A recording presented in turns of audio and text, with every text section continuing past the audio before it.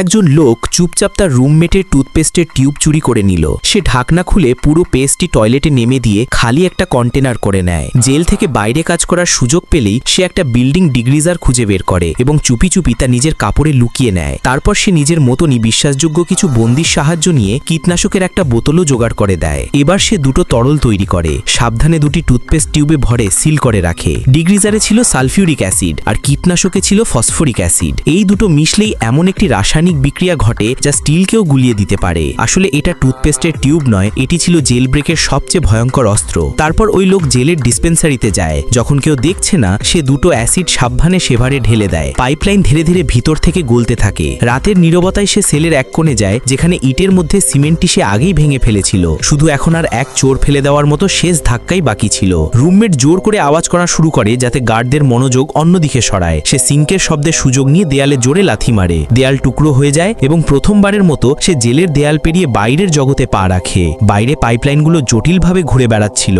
কিন্তু ভাগ্যক্রমে সে আগেই নিজের শরীরে সেই নেটওয়ার্কের একটা মানচিত্র কাটা রেখে দিয়েছিল।